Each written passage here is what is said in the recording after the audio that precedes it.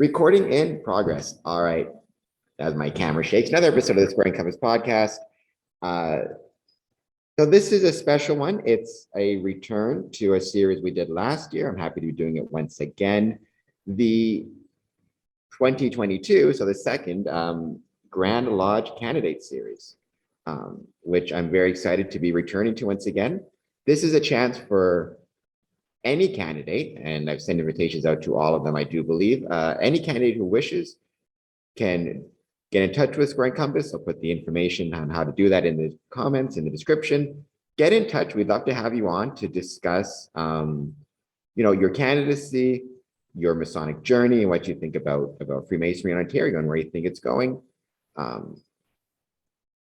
Like I said, all invited, and also to any Ontario Masons who may be watching this, especially if you're Grand Lodge members, the information on how you can take part and how you can take part in the voting process, I will include it in the description to this video, and where you can get in touch with people, because it's important that as many people as possible who are eligible to take part in Grand Lodge do so, especially the voting, because this year, as last year, it's virtual. And today, first guest, Right Worshipful Brother Peter Sialtsis. Thank you so much for being here. It's my pleasure. Thanks a lot, Cameron. I'm excited to do this.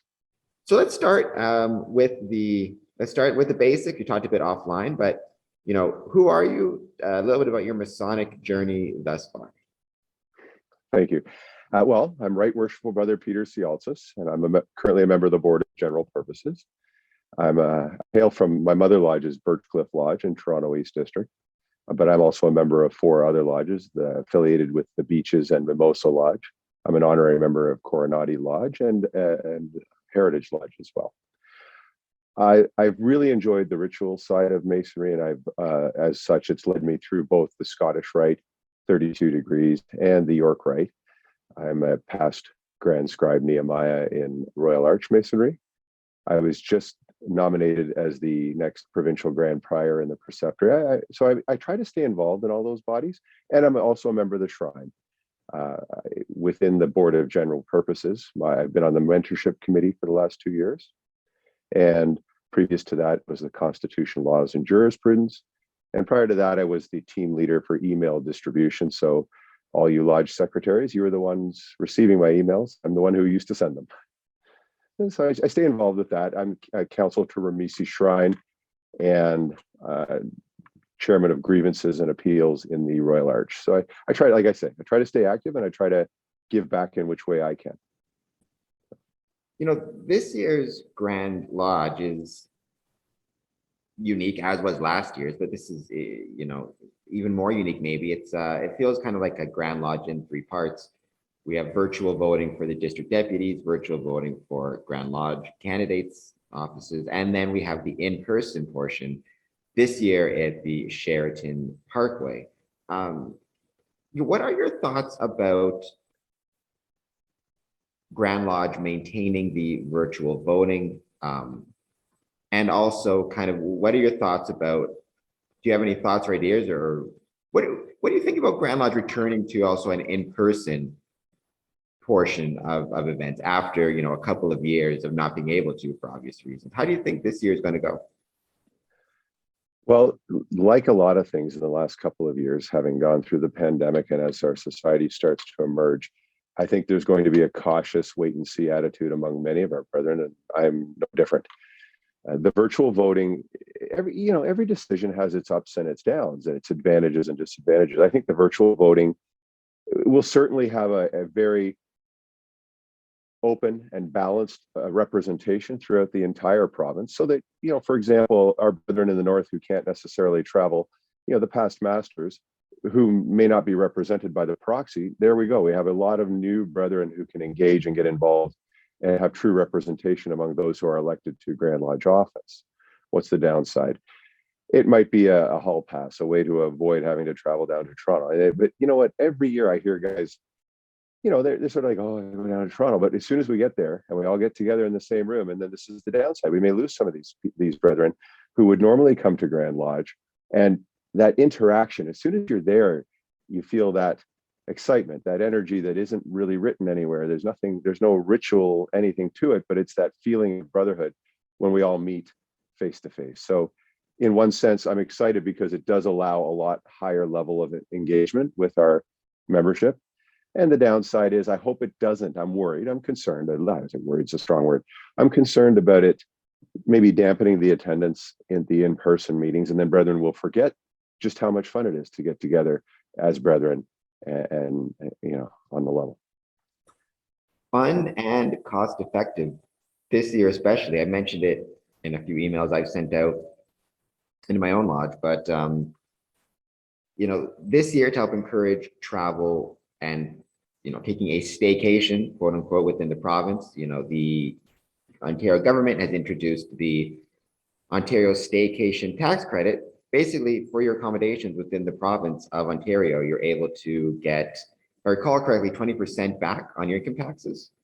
I looked into it. That would include accommodations for Grand Lodge. If you're staying overnight, staying a couple of nights, keep that in mind. It's a little thing, but it's something I think is important to keep in mind. And it goes to one of the things that Freemasonry can mean outside. We talk a lot about what Freemasonry can mean for the members.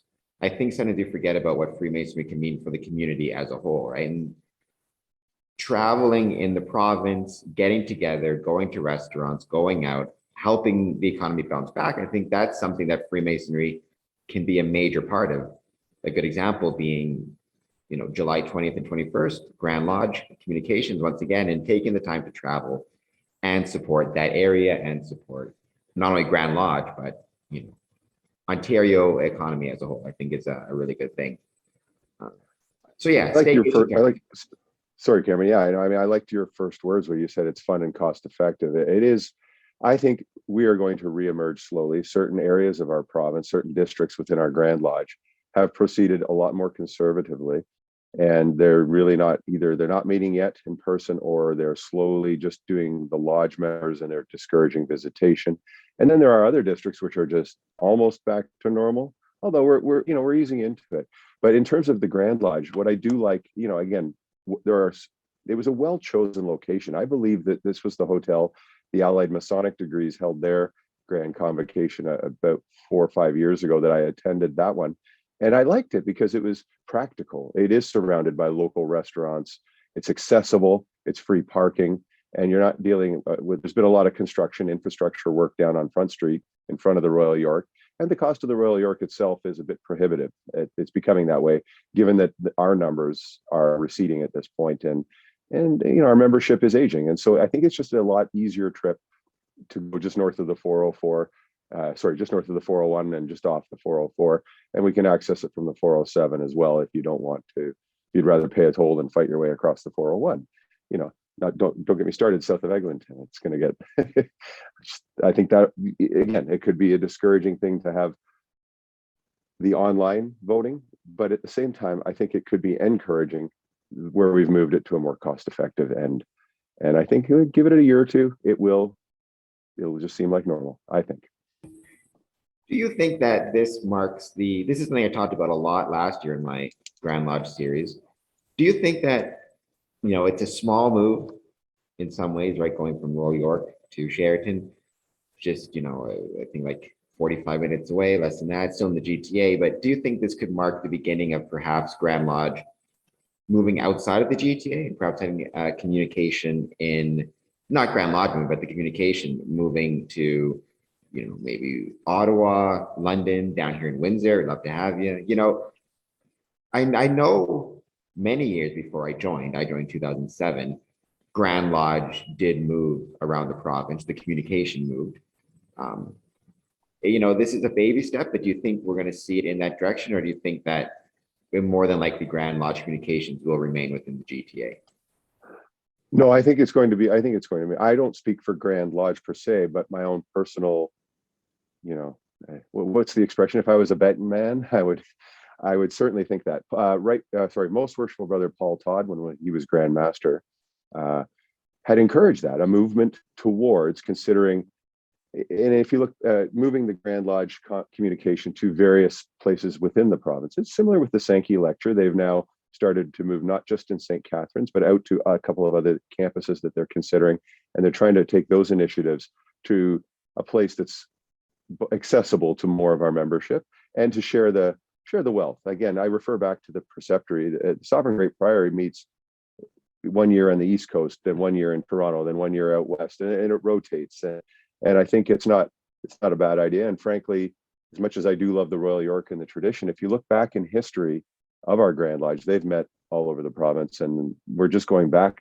rehashing a modern version of our history rather than, the Royal York wasn't the exclusive monopoly for the last 155 years, is what I'm saying.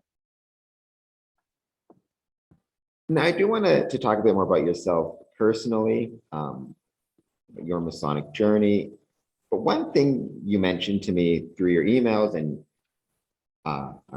just before we started this, and it's something I think is really interesting and worth delving into. I'm always interested in the things that a Mason will take from his life outside of the craft, and then the ability he has to apply those things to the craft and to his work in lodge.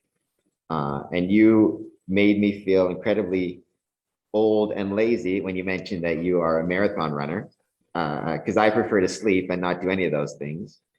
And, obviously being a marathon runner, training for marathon takes a great deal of commitment, time, effort, training. Is there anything from that aspect of your life that you've been able to apply to Freemasonry and that has helped you within the craft, or vice versa? Are there things within the craft that has helped you in your running? I like to say, I was just about to say it, and then you worded it the other way. And I thought, yeah, it's more the craft helping me through my running. And it was interesting. My running is a fairly new initiative in my life. I needed something to do when our lodges were shut down, and I had all that energy because I wasn't going to lodge one night a month. I would spend that going jogging or going to the gym and working out. And it sort of led, yet we had to choose activities to keep our minds and our bodies sharp and healthy. And, I thought I'd take on a new challenge, and it just became, there was a small app, Couch to 5K, which seemed to me at the time a bit daunting looking uphill. But once you've done that and you've persevered, and I sat in lodge and I listened to, it was an initiation ceremony, and I listened to a particular lecture involving some hardware. And symbolically, I started to think about what those represented in that particular situation and how I've applied those in my life. Persistence, lessons of persistence, lessons of dedication, measuring your task and looking forward to what you might hope to achieve. Like any goal, it was literally one step at a time, 1 week at a time. But if you apply yourself and you persist in it and keep your vision at the long-term goal, I caught myself the other day. I said, "Oh, I'm just doing the Toronto Marathon on Sunday. Then I'll be doing that." And then somebody stopped me and said, "You're just doing a marathon, are you?" And oh yeah, I forgot.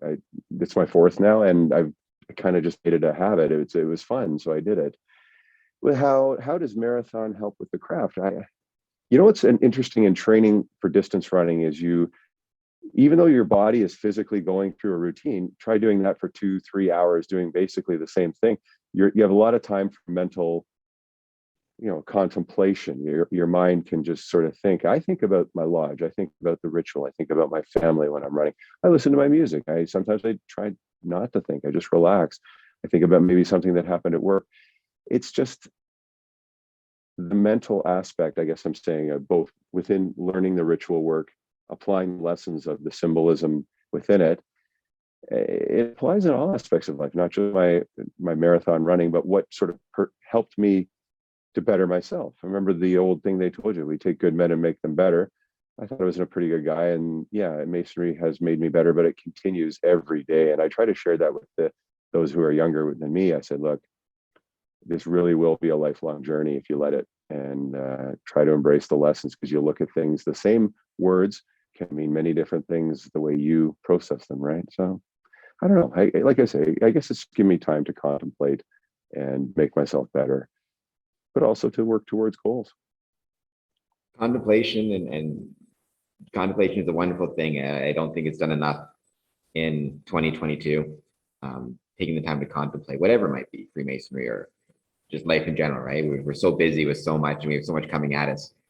Finding the time to contemplate whatever's going on in your life and think about things. It's a waning skill, perhaps, unfortunately. So it's good to have the chance to do that through, in your case, right, through running, which is is awesome, and I wish you best of luck tomorrow in the marathon. I'll be sleeping, but good luck to you. I wake up around noon. I'll probably post something on Facebook. But I'll check it out for sure. I was gonna say retweet. I'll like or whatever it's called. We all have our own. Sorry, I'm sorry, I didn't mean to interrupt you. I just to say we all have our own. We all have our own things that we like, and Freemasonry. I threw myself into it because it's so rewarding. Well, that's what I found lately in marathon running, and when I tell people when it stops being fun, maybe I'll look elsewhere. You mentioned in your answer that the expression we've heard a million times, Freemasonry makes good men better, and talking about kind of the lessons and the things that you learn from the craft, you try to instill those or talk about those things with some of the younger or newer Masons. What would you say are some of the lessons or the things that Freemasonry can teach a good man to help make him better? Okay, to make a good man better, what I found, regardless of, we obviously traditionally it's the younger Masons, but I like to say the word newer Masons because we do have a lot of older gentlemen joining the craft as well. But so when I say young, if I use the word young, I'm going to be referring to the new guys. What will Freemasonry do for them? What I think it does, particularly in these modern times, our lives, it used to be a 40-hour work week was a long week, and now that's the minimum expectation if you're fortunate enough to have that. So in a way, it's a bit of an escape. It's also, but there are many people who live, particularly in larger cities, they don't even know their neighbors to the back or to the side or across the street, other than maybe just a wave to them or, hey, how you doing? Or they might know one or two but we live in virtual neighborhoods right now. And we're looking at a generation that grew up on iPads rather than those of us who bought one a few years ago and in between, right? So it's the technology age is kind of draining our time. And I know being self-employed that I have to make myself, the expectation is I will make myself more available at non-traditional hours to my work and to my clients. And what I've sort of liked about Freemasonry is it takes you away from that environment. You're not supposed to have your phone out in lodge, and you're supposed to be concentrating on, but if you think about what is Freemasonry, get beyond the original and think about it. These are ceremonies that are effectively, they may not be exactly the same, but they are effectively the same throughout North America and throughout the world. And they are universal lessons that have stood time, not just a matter of 10 years or 50 years or 100 years, but hundreds of years in all different cultures and and we welcome men of all different ages, all different religions, all different creeds and backgrounds. And that universality is what I'm getting at. The universality of the science is the one valuable lesson that ties us all together. And I thought to myself, I don't think twice about it, but someone pointed this out. Among my best friends are men in their 90s, men in their 20s, and men of all different religions, men of all different races. And I think it's the installation ceremony when they address the wardens and they say, what in others you find praiseworthy, you will imitate. See, lessons like that are lessons of universality, but it's also a resource and it will be how they can better themselves. And so that's what I think Freemasonry will bring to, new Masons, young Masons, is that not just, the friendship, but also the betterment through learning from your brethren, regardless of whether they are in their 80s or their 70s, or whether they're in their 20s or 30s. I like learning from the young guys. I've learned a lot of practical and also at the same time been reminded of lessons of morality and philosophy from some bright young Masons who have new and exciting ideas that they can share with as I start to slip. Yesterday was my birthday, and as I think about aging, and I'm sort of in the mid-range right now, and it's like I like to learn just as much from the young guys who haven't been yet deeply involved in the craft, in as much as I also like to learn from those who have proved it over decades. I once heard an expression, Freemasonry advances one funeral at a time, which I've also heard that expression about other things. I heard it about science as well. Science advances one funeral at a time. And that goes to this idea, right, of the fact that I've heard that expression about multiple organizations, multiple fields, Freemasonry, science. It makes you think that Freemasonry isn't, Freemasonry is affected by this problem the same as every other field and organization and group, which is the tendency for ideas to become kind of turned into stone or cement or trapped in amber. This idea that once an idea is set, it's very hard to introduce a new idea or a different idea into an organization. You have to wait for a sufficient number of funerals so the young guys can bring in their ideas, and eventually the young guys and I felt this way myself and trying to fight it. I'm a relatively young guy, I guess, in the craft. I joined in 2007, and when I joined, I was constantly trying to introduce new ideas and new ways of doing things. And I found a lot of resistance from the older members. But now that I myself have been, I've been part of the craft for a while, coming up on 15 years, a little bit more than that, young guys come in and they have new ideas and new things. And I'm the guy perhaps resisting those ideas. So I guess my question is, how can we in Freemasonry and as Freemasons make sure that we're not being resistant to new ideas and not, how do we check ourselves to make sure that we are open to new possibilities and new ways of doing things and not allow the way things have always been done to become kind of like cement and trap us in perhaps outdated or older ways of the craft? Great question. When I was listening to your description and your lead up, I was thinking about two words that popped into my mind. And one is in Masonic ritual is considered a bad word, and that's innovation. And innovation in the sense of don't innovate the work. The work is the work, and it has been the work for hundreds of years based on the landmarks, and we apply them. However, progress is an amazing thing. And when you mentioned that part of it, I thought about, what can we do to help progress the craft, but while at the same time honoring what is ancient Freemasonry, so that we don't water it down and we don't lose the essence, the very essence of what makes us Masons. So we don't stress the mystic tie, as it were. That's universal and it stood the test of time, and it's why I can call you my brother, even though we may have only met once or twice in person. But I walk into the room and I know you and I shake your hand and I friend you on Facebook. Masonry, yes, your initial comment was, Masonry, like other organizations, progress one funeral at a time. You can look at it that way. This past couple of years, Right Worship Brother Ian Waits has chaired an ad hoc committee, which would put on presentations directed towards those members who were brand new members, those who were applicants who had not yet been initiated, and those who had made inquiry into Masonry, but we couldn't bring them in yet because of the pandemic lockdown. And so you can choose to look at it as one funeral at a time, which sure, in certain circumstances where, maybe not everybody's getting an opportunity may present itself. And as our demographics advance, there will be more and more need for active young members to help sustain the craft and to help develop into leadership roles. I'll tell you honestly, Cameron, I was always listening and learning in Lodge. And then one day I woke up and I realized I was an old guy. And so getting back to that initial comment, look at it this way instead. And if the brethren who are watching this video when they do, and they get to this point, Masonry is also progressing one initiation at a time. Look at the demographic bump in our membership and the peak.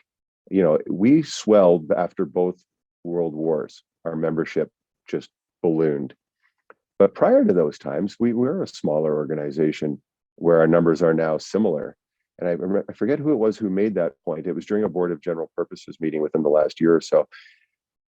Don't be intimidated by the smaller numbers, because you don't want to be diluted in one sense, but also there's your opportunity. There's the opportunity for the young guys to step up. It was amazing when I was Worshipful Master.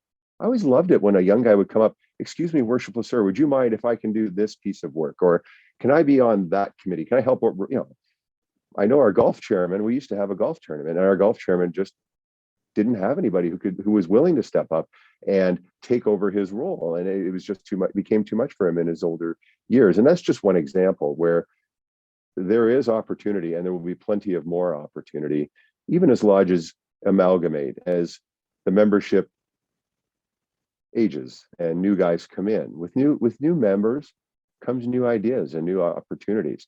And remember, I think earlier this afternoon when we were talking, I said, I learn as much from the 20-year-old members as I do from some of the 80-year-old guys. You know what I mean? But they both teach me in their own way. And I hope that answers your questions, but I just think the resistance to change versus, we don't want to innovate the ritual that you practiced, that your grandfather practiced, that his grandfather practiced, it should not change. That's the fundamentals that are the very essence of Freemasonry.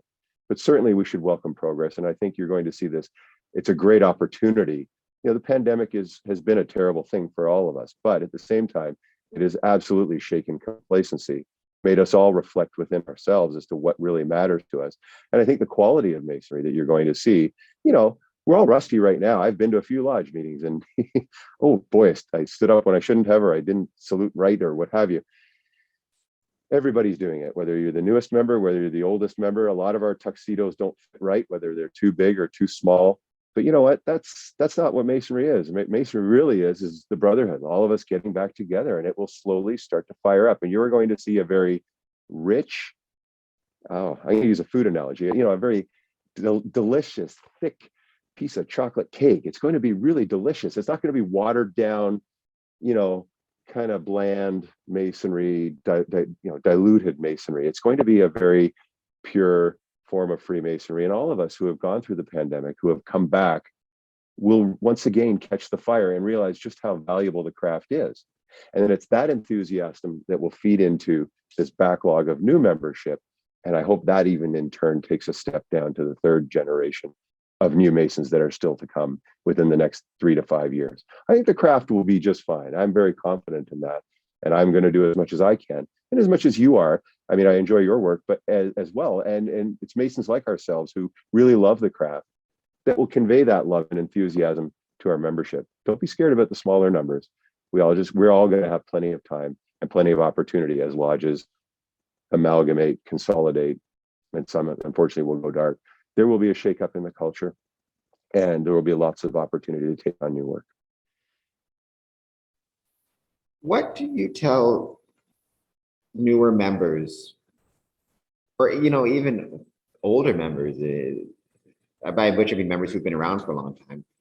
What do you tell them about Grand Lodge itself as an organization? Because I can speak for myself. For probably the first 5 years of my Masonic journey, I was completely unaware of what Grand Lodge was. I mean, I was spoken of in lodge, but I have beyond a vague idea that there was some omnipresent organization, somewhere in the GTA. I had no specific idea as to what it was doing. And,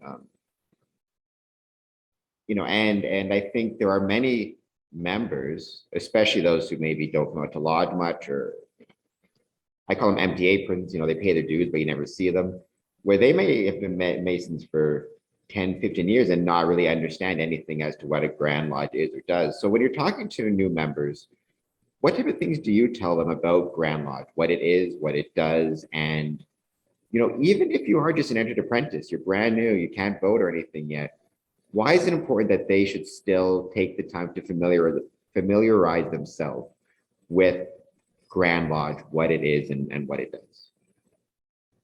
Well, Grand Lodge, and what people, when they throw the term around, who may not be, I mean, we all know that there's a building in Hamilton where the Grand Lodge offices are, and people often relate the physical structure to the institution, and they are two completely different things. And in as much as if you think about, well, the government, I mean, what is this? The government took my taxes, and the government's changed this law, and everybody complains about the government. The government is actually a collective of about 300 people elected to represent regionally their constituents. And in the same sense, the people who, I would think that the members and officers of the Grand Lodge, I mean, the Grand Lodge consists of all the past masters, all the principal officers of the various lodges throughout our jurisdiction, in addition to some of those who run for Grand Lodge office or who are appointed to Grand Lodge office based on either merit or service and want to give more back to the craft. we are brothers, just like you are brothers. I have a lodge. In one of my lodges, I'm the IPM. In one of my other lodges, I was the secretary at one time. I was junior deacon, I was junior warden. I've done all those offices just like you do, and you have. And some young members who have that enthusiasm, I encourage them to get involved, to understand what it is that Grand Lodge does. It is not the building. And when we talk to outsiders and we say, I belong to a Masonic lodge. Oh, is that building down on Annette Street? No, that's where we meet. That's where a number of different lodges meet. The lodge is an organization of men who have come together to practice the works of masonry. And in the same sense, in order to bring regularity and consistency through it, and we had to form some form of larger governance, just like they did 300 years ago in England. The Grand Lodge is just an elected body of brethren who have a love and enthusiasm for the craft, who are willing to try and share their leadership, their professional skills, their management skills, whatever it is they may offer to the craft. They want to bring it in a larger sense to help develop the policy and future direction. So in every sense, it's a parallel to, it's a governing body, but it's really just a governing body elected and appointed from among our own membership. We are members of lodges, and we want to share that Masonic love that we've acquired through, and also ensure the future viability of Masonry by sound governance and by doing our best. It's very impressive. I remember meeting my first Grand Lodge officer was Right Worshipful Brother Al Dvorak when I was a new initiate, and I was very impressed by his regalia, but also by his personality. And I was a little intimidated at first. And like you say, some guys that they don't know, they're scared to ask. And I would encourage them to go up to your Grand Lodge officers. They're among those who share the office and the members of Grand Lodge who share that. They're doing it because they share a love of Freemasonry, and those are the guys you want to talk to because you'll become good friends with them. I was glad I did, and it led me here. And I would encourage anybody to learn about it. But really, that's what it is. We govern everything from just to ensure consistency in our financial management, in our membership initiatives, in our mentorship, in our ritualistic works, community service, community outreach, our public image, our inward work, and then even the administrative stuff like the financial, then the quasi-legal issues that we have to deal with as well. So that's what Grand Lodge does. It's the governing body of Masonry in the province, but it's made up of men who wanted to help offer their leadership skills to help better the craft. To what extent do you think all those things that you talked about, the financial administrative side of things, legislative side of things, to what extent do you think that is being adequately communicated to the membership through at the lodge level? Because obviously, Grand Lodge is responsible for those things on a provincial basis, but that means everything from Kenora, Ontario to Windsor, Ontario to, right? At a certain point, it then has to go, that information has to be sent to the secretaries, which has to then send it to the membership. It feels, just in my experience, very often, there's emphasis placed on doing the ritual, which is important, doing the ritual well, doing it correctly, all that's very important. But, the idea of, okay, you pay, this amount in dues, this is how much goes to the building, this is how much goes to Grand Lodge, this is how much goes to, where does the financial stuff go? Where do you get toilet paper for the building? Like all the things that don't seem fun or glamorous, but are incredibly important. A lot of guys, that stuff doesn't seem to be communicated well, in my opinion, very often in the craft. There's a lot of talk of ritual, a lot of talk of, the landmarks and spirituality type of stuff, for lack of a better term, but the nuts and bolts of it, I feel oftentimes get overlooked. I don't know if you have that same feeling or if you feel that lodges are actually doing a good job communicating. Just to what extent do you think that for lack of a better term, practical aspects of the craft, paying of the rent, paying of the assessments, paying of the dues, that stuff gets communicated? Communication is I want to start on that point and then just discuss some of these others that you brought up. But definitely, I know, having been the team leader for email distribution and having served on communications committee for about 4 or 5 years, but it was about 4 or 5 years ago that when I moved to do a different committee, to the Constitution Committee. But prior to that, as the email guy, I knew that we always had room for improvement, and we could always do better. We have to keep in mind, when it can be frustrating often, but we are a volunteer driven organization. There are a few paid staff who work for us, and believe me, they are wonderful. The ladies at Grand Lodge, but also not just the ladies. We now have a COO who took the operational duties, and that is a job.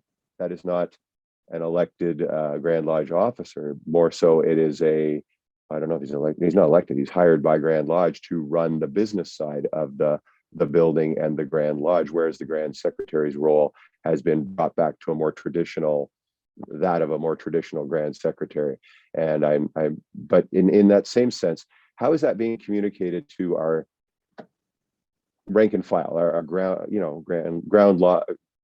level Masons, whether you're meeting in Ottawa, Windsor, or Kenora?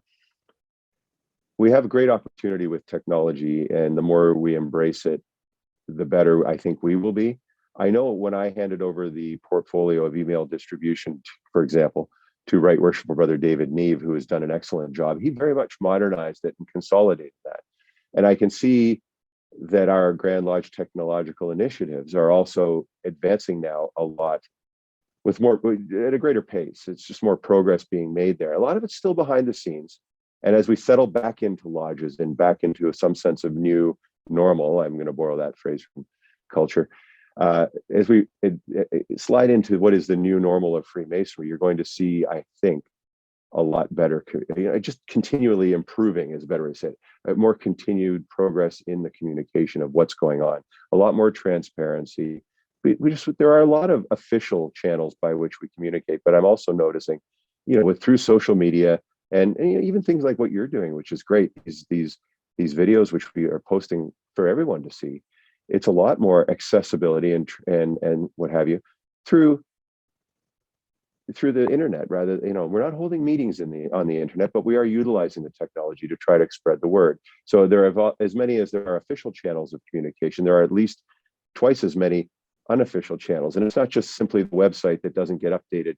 We're talking Facebook, we're talking, even beyond Facebook, Twitter and what have you. But that has helped to bring us together as our numbers have receded a bit. And so how are the financial, administrative, and legislative? Remember, there is a sort of a chain in the official chain of communication. It has to go through the external communications committee for review. Everything has to go through review before it gets sent out, so that the information is accurate and is well presented, frankly. Then it goes through the communications committee and it comes out. It's sent to the various districts. So it used to be sent to the various districts when I did it. Then the districts, we would rely on the districts and the lodge secretaries to, the districts are supposed to send them to their secretaries, and the secretaries send them on to their membership. And if you've ever played what was an old game called the broken telephone, you know that there are various breaks in that link. But now we are modernizing the process, whereas there are more and more brethren who are opting in to receive direct communication, and at the same time respecting the privacy of those who do not want to be on every email distribution list. You see, that's what we have to balance, is the wishes of the brethren to maintain their privacy where they want that, but also respect those who want to be in the know. It's been a particularly difficult time right now, trying to find lodges that are meeting, where installations are happening. Where are the Grand Master banquets going to be held this year? Where are the whichever type of Masonic meeting or event you want to attend? How do we get the word out? I think, then again, this is just my own personal views, as having been the email distribution chairman. I think we should use as many means as necessary to send the same message, but we have to also remember to ensure that it is an accurate and consistent and Masonic message, because we've all seen keyboard warriors going at each other on Facebook, and that's just not Freemasonry, and that's not brotherly love at all. So we have to temper ourselves and proceed in a thoughtful and cautious manner as well. We'll embrace the positive technologies, and I think we will continue to progress. But yes, I'm the first to admit that there is a lot more room for growth and improvement in the communication, so that the ground level Masons, the rank and file, know what's happening at their Grand Lodge and where their assessment is being spent. And it's all there. The information's all there. We just have to make it available through multiple channels and remind brethren that it is there and teach them how to access it. To what extent does, you mentioned leveraging all communication, all communication mediums. To what extent can that include the traditional forms of communication? And I'm thinking especially of what's now referred to as snail mail. I'll throw a link up in the description somewhere. I for a little while, my own personal bailiwick, I was talking a lot about Masonic postage stamps because it seemed like that was a unique opportunity. And other jurisdictions have created, or I guess their post office, whatever the version of it there is, has created stamps commemorating some type of Masonic event or Masonic history. We did that at the Windsor Masonic Temple for our 100th anniversary. We created Masonic postage stamps. And actually a Grandmaster Petrosar, I believe most people were the Petrosar, I could be wrong, but there has been a Grandmaster of the Grand Lodge of Ontario, Grand Lodge of Canada, in the parts of Ontario, that created a postage stamp during his time in office. You can do this with Canada Post program. But looking at that, I was doing some research, and there's a lot of evidence that people are more likely to read a letter they receive in the mail than they are necessarily to open an email. I think it was like 70% more likely or something to that effect. That's why I'm not going to mention political parties, but being somewhat political active, and I still get every couple of weeks a letter in the mail, even though I'm also getting emails from them. I know it's expensive. I know there's there's expense to it you don't have with email. There's a time constraint. You got to stuff the envelopes. But is there any thought about Grand Lodge? I've encouraged even lodges at the lodge level to consider maybe twice a year doing a mass mail out. And don't have to do it every month, but just twice a year doing a mass mail out of the summons along with the email. Any thought in Grand Lodge about perhaps sending some type of physical letter to secretaries, to district deputies, beyond utilizing electronic forms of communication? Well, I'm going to comment in my own personal. I'll just once again to remind our brethren who might be watching this that when I say this, first and foremost, what they taught me in law school or when I was articling, what is one of the best advice: if you don't know the answer, just say I don't know. I believe, and I haven't been secretary for a while, but I believe that each lodge does get that mailing. I mean, it does get sent out by email with the summons, the Grand Lodge summons, the behavior policy, the list of the candidates, the proposed amendments. Now, if you recall, the order of business in every lodge is the reading of correspondence, and that stuff, as long as it is, and is a lot of lodges, they will just further it out by email, and then somebody will make a motion to adopt it as if read. And fine and good, but like you said, the traditional forms of communication, we do have a lot of senior members who insist, and they have every right to receive their correspondence or their summons or what have you, depending on the lodge bylaws, in writing. And I don't know of any lodge that has fully moved away from any mailings whatsoever. Again, I draw on my experience as secretary of my mother lodge. I used to send out, even though most of the guys we initiated an opt-in to email summons, which was great for those who were willing to help shave the costs. But some of the senior guys, honestly, some of them didn't even have a computer, and they had no interest in receiving an email. They wanted their summons mailed to them, and I respect that as well. That's part of us. I mean, that's part of the operating costs of a lodge, and we have to do that. And it's similar, I think, personally. You must have that mailing to each of the lodges, because not every lodge secretary is receptive, or there are email filters, and there are other means. Make the information, put the information out there and make it available in multiple media. But at the same time, we have to absolutely work from a mandated traditional mailing basis. So if there is that guy in the lodge that insists on having his paper summons, he will get it mailed to him. That's just my own personal thought. But I think that way we can ensure at least it's getting out to everybody. And I knew when I was secretary and I was sending out, it was always the October summons. Even if you were an email opt-in guy, you got one in the mail because conveniently your dues invoice also happened to be inserted there. And I found that if I sent it in paper, that the brethren would open the mail, see the dues invoice, and actually cut a check and mail it back. Not everybody, but the point is, it was the first of 3 months of trying to collect dues before installation. and it just is what it is. It's a reminder. It's there. It's physical. It's in your hands.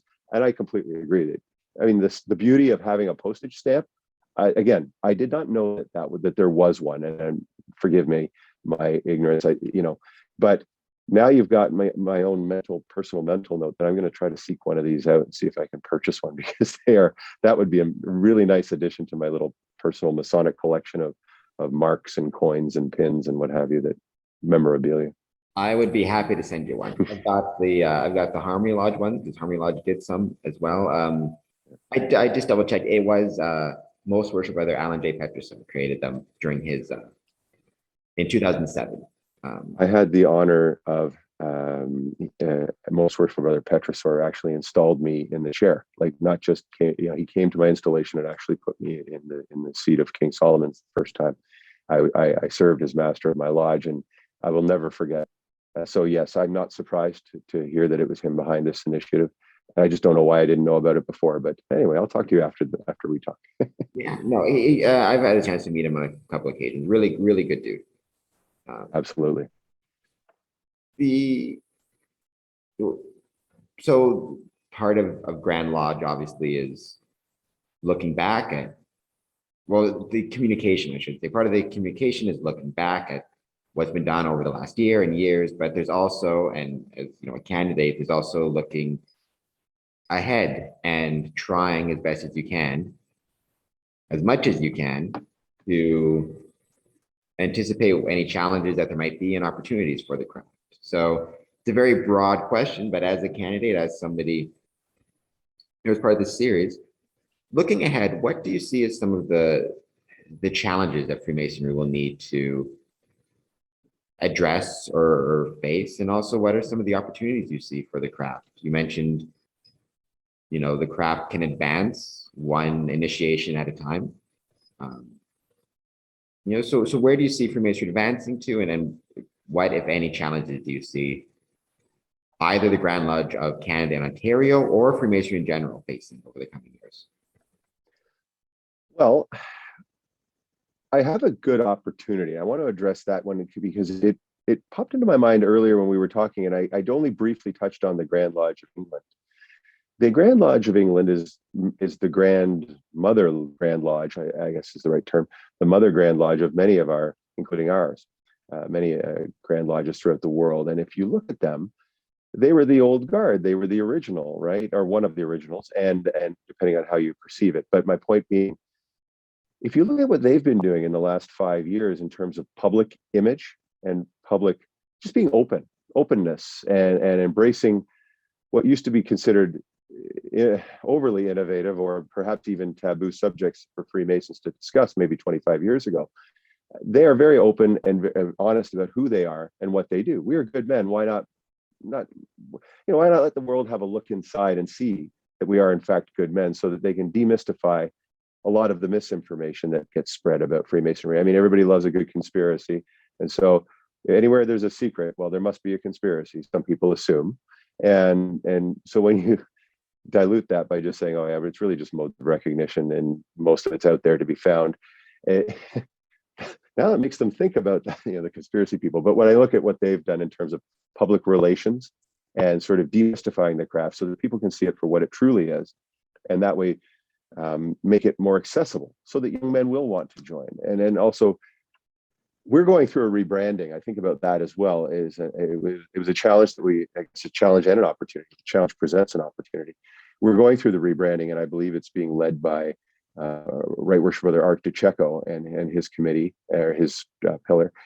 And it started with things like symbolic things like our logo and our letterhead and our font, but that is a part of, and we've just reworked the Grand Lodge long range plan in the last 2 years under Most Worshipful Brother Cameron. and with the assistance of the board. I mean, as a new member of the board, this being my first term elected to the board, I had the insight, but I also had the opportunity to really learn and work through this process through the various of the 5 pillars, and all manner of the governance and future vision of our craft. I watched last year's. You did one last year, one of these videos with Right Worshipful Richard Kaufman, and he has been, because he chaired Condition of Masonry for a number of years, another great example for even us, those of us who aspire to leadership within the craft.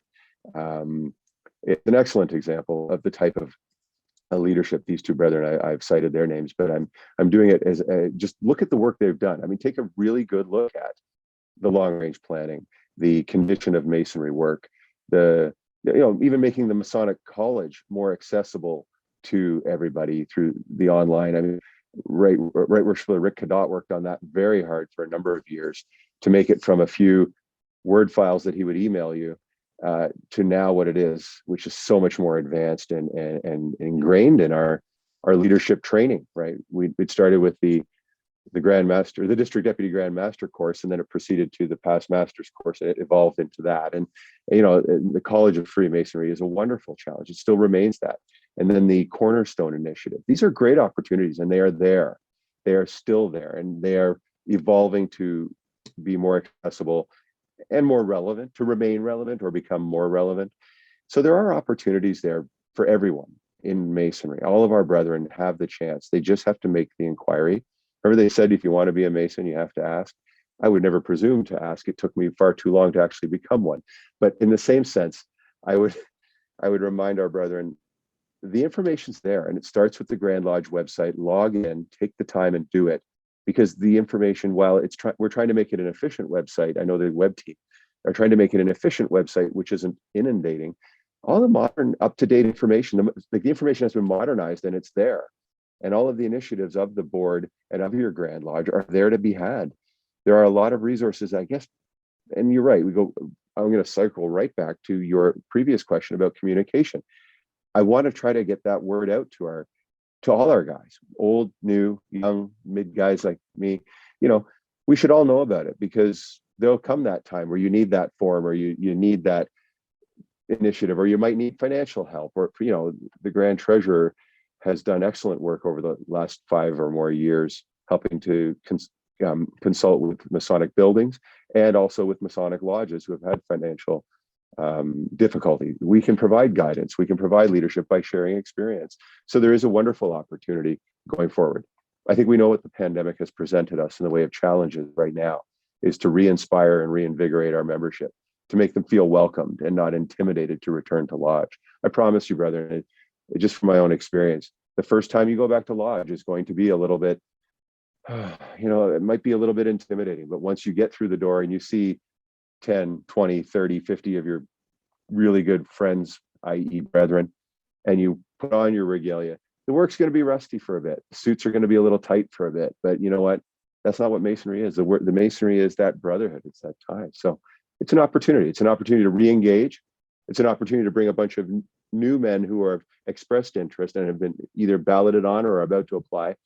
We can engage these guys. They're there. And so we will have a positive future. Again, don't score it by the numbers, score it by the quality. I think you're going to find a really quality Masonic experience evolving in the next, give it 2, but between 2 and 5 years, you're going to see I think we're going to transition into a very nice, modernized form of Masonry, a progressive yet traditional, one with reverence yet embraces progress. It's much like, if you again look back at the example set by the Grand Lodge of England, it's an excellent example, and I think we should emulate. You mentioned it's a bit off topic, but I'm curious if you know anything, or if you've heard anything regarding the Cornerstone program. I'm a member of 2 Cornerstone lodges, Windsor 403 and Harmony 539. We did receive our Cornerstone designations last month, I believe it was, or the month before we received the certificate. It goes from 2020 to 2022. I'm just curious, have you heard anything? Because I'm trying to figure out, are we is it possible to reapply for the designation? I know the last couple of years, there's been obviously, for health and safety reasons, in-person meetings were suspended, but many lodges, such as Harmony 579 and Windsor Forth, we still engaged in a lot of Masonic activities. One of my personal complaints, or something that has annoyed me is when people will say, I've even heard some Grand Lodge officers say that Masonry was suspended for the last 2 years. And it's like, no, there's been a lot of things happening. There was, charitable events, delivery of food and other items. There was online meetings, which allowed us to bring in guest speakers from all over the world. We did a Christmas stocking drive. Like, there's been many things that have happened in the last 2 years, which could still qualify for, could still be used towards a cornerstone designation. I'm just curious if you heard anything about how Cornerstone will deal with any lodge events and activities that happened over the last 2 years during the in-person meeting suspension. Fair enough. Yeah, no, the Cornerstone is alive and well. In fact, it's been made more accessible. That's the short answer. Cameron, I just to give you a heads up, I do have to go in about 5 minutes or so. We're already past our reservation time at the restaurant for my birthday. Sorry about that. But to get it back to your question is, I think that the Cornerstone is, it's absolutely alive and well. And I think it's the effort of that committee. And again, I'm not a member of that committee. I've listened to I've been in the board meetings and I've heard their progress. And if you look at the Grand Lodge proceedings that will be published shortly and the reports, you will see, well, obviously after July, but you will see what's been done. I would strongly encourage your lodge and any lodge that wants to retain their Cornerstone. There has been a fundamental change in how it's administered, but the program itself is still there. And it is one of the most valuable lodge revitalization initiatives that I think we've taken in the last 10 years. I'm also a member of we had a 6-year run or an 8-year run at our lodge. Ever since the Cornerstone came out, it became a trophy we wanted. And we used to have to submit a big fat package of documentation, send it off in a courier by a certain date, and then they would either bless us or not with the Cornerstone. And that was the old way of doing things, but that paperwork you would often find that was becoming a bit onerous, and it was a bit of a disconnect between the Cornerstone committee at the Grand Lodge level and all the various lodges. And so what they've done is made it as I understand it, it's more of and I'm going to use the term self-policing, but that's not the right word. It's a self-administered program. I believe they make the district deputy grand master aware of the initiative, and it will be done. The lodge will report to the district deputy that, hey, we've done all these things, here's what we've done, and they will be granted their Cornerstone designation. And it's the idea behind it is to make it open to all lodges so that they don't look at it and say, oh, we don't want to undertake such work. Like, make it less onerous to become one, but yet still enjoy the benefits of implementing that program within your lodge. And I assure brethren, there will be some great benefits and I've seen them firsthand, not just in my mother lodge when we did it we went on that winning streak, but a number of the other of my lodges that I'm affiliated with that took it on, whether you're a small lodge, a large lodge, country lodge, a city lodge, in between. There is a lot to be gained from that, from everything from traveling to ritual work to long range planning. It's basically, it's a template that if you follow it and apply it to your situation in the most effective manner for you, you will reap the rewards of it. But it's just a reminder to make sure we cover all the bases in the operations of our lodge so that we can have maximum benefit and long-term, longevity for our lodges and success, prosperity. And with that, I know you've got plans for tonight, and I know that you got plans for tomorrow. So thank you so much for your time, and I wish you the best of luck. Cameron, thank you so much. I really do appreciate the opportunity, not just with you and I to sit and talk about masonry. I know this is being published for our brethren, and it's an opportunity that's, again, a very wonderful initiative. And I jumped at the chance to participate because I do think it's valuable. It's modern masonry, because we're not going to get the chance to travel throughout our grand jurisdiction, particularly this year. We can travel in as much as it's possible to try and meet one another and get to know one another. At least, hopefully, I've given an opportunity for some brethren who may not have met me yet to get to know me, and likewise, if they ever feel like reaching out, I would love the opportunity. I've enjoyed you and I just talking about Freemasonry. I'd probably do it for another hour if our reservation wasn't already overdue. So thank you very much. It's been a pleasure.